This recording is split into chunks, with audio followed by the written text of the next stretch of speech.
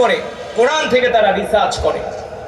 আজকে যদি ইরানকে আমেরিকা এত স্যাংশন, এত অবরোধ না দিত, তাহলে ইরান থাকতো পৃথিবীর উন্নত রাষ্ট্র, সবচেয়ে সমৃদ্ধশালী রাষ্ট্র। ইরান পৃথিবী থেকে কোনো কিছু ক্রয় করে না, সব ওরা নিজেরা উৎপাদন করে।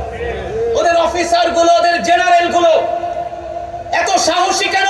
কারণ তারা আল্লাহর কোরআন পড়ে, তারা আল্লাহ ছাড়া কাউকে ভয় পায় না। ওদের মাথা আমেরিকা কিনতে পারে না, আর আমার দেশের সেনাবাহিনীর মাথা ভারত কিনে নিয়ে যায়, আমেরিকা কিনে নিয়ে যায়। এর কারণ হলো তাদের মাঝে ধর্মীয় জ্ঞান নাই, ঠিক কিনা বলে? আমাদের দেশের যারা ইন্টেলিজেন্ট বাহিনী, বললে তো আবার পুলিশরা রাগ করবো, টাকা দিয়ে সব কিনা যায়। ওই দেশে কিনা যায় না। তাদেরকে কিনা যায় না যাদের মাঝে আল্লাহর ভয় আছে, আল্লাহর কোরআনের শিক্ষা আছে।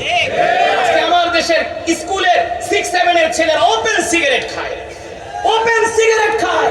তারা মোবাইলের ভিতরে কি করে আপনি কল্পনা করতে পারবেন না।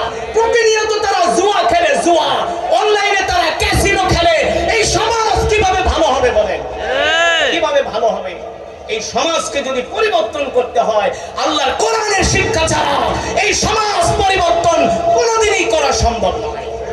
আজকে শাহবাগীরা, সমকামীরা শাহবাগ দখল করছে, ওদেরকে তো জুতা দিয়ে পিটায়া, হকি স্টিক দিয়ে পিটায় ওদের হাড্ডিগুলো গুঁড়ো করে দেওয়া উচিত, ঠিক কিনা? এই 95% মুসলমানের দেশে সমকামীরা, ওরা বৈধতা চায়। ওদেরকে জুতা পিটা ছাড়া আর কোনো কথা নাই। ওই সমকামীদেরকে যারা বৈধতা দিবে ওদেরকেও জুতা দিয়ে পিটাতে হবে। এই দেশ মুসলমানের দেশ, শাহজালাল, শাহপরান, শাহ মখদুমের দেশ, ঠিক কিনা বলেন?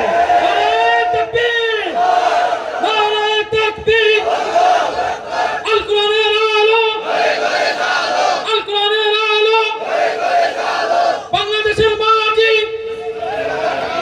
ইসলামের ঘাঁটি, আল কোরআনের ঘাঁটি।